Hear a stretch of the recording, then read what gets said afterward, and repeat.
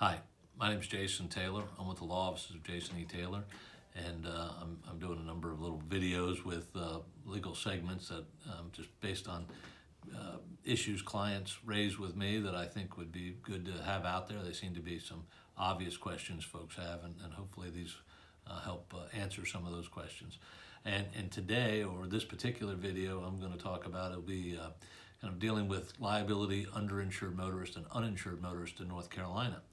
Frequently somebody will come to me and say, they were in this horrible collision and they were significantly injured, and they're concerned about getting properly compensated and getting their medical bills paid, and lost income and pain and suffering. All those things are entitled to recover. The problem frequently is the person that hit them does not have enough coverage. If somebody runs into you, you're looking for their liability coverage.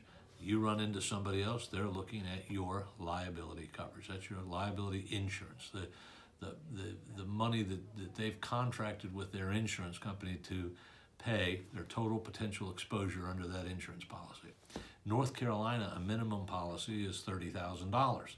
So if somebody buys insurance, which is required in the state of North Carolina, and they buy a minimum policy, that means the amount of total coverage they have if they injure somebody is $30,000 for one person and $60,000. Typically it's a 30-60. That means $30,000 if one person is injured, $60,000 if two or more is injured. So if there's 10 people injured, it's limited to 60 divided by those 10. If there's one person injured, there's only a maximum of $30,000 of coverage. Now they could have a larger policy, 30 is a minimum, but they could have 50, 100, whatnot. That's something you have to figure out. Maybe they have a $30,000 policy, but they actually have assets, say property or something, personal property or real property that has greater value, in which case you could say, I'm not going to take that insurance money right now, I'm going to sue them.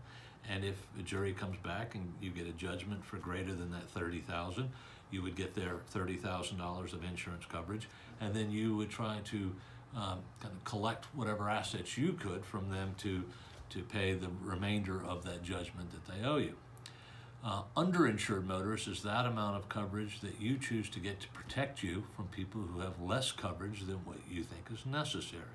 What that means is if you have a $50,000 policy, liability and underinsured motorist, and uninsured motorist perhaps, and the person who hits you has $30,000 in coverage, then you've insured yourself the difference between the 30 and the 50.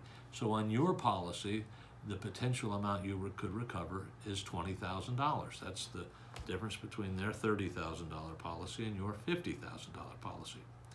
Uninsured motorist has to do when somebody's on the road and doesn't have coverage, and they should. And you've insured yourself against that. So the person who runs into you, their insurance policy lapsed, or they stole the vehicle, or there's some reason there's no insurance coverage. Whatever you purchased in terms of uninsured motorist is what you have available.